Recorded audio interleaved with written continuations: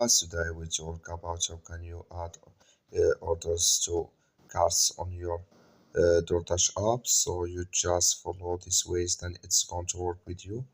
So you just follow these ways, then it's going to work with you.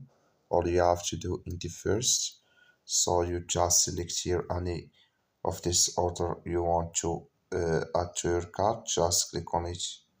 I'm going to click to this here, so then it's going to show for you like this items like this, and I'm going to select items you want to add to your cart.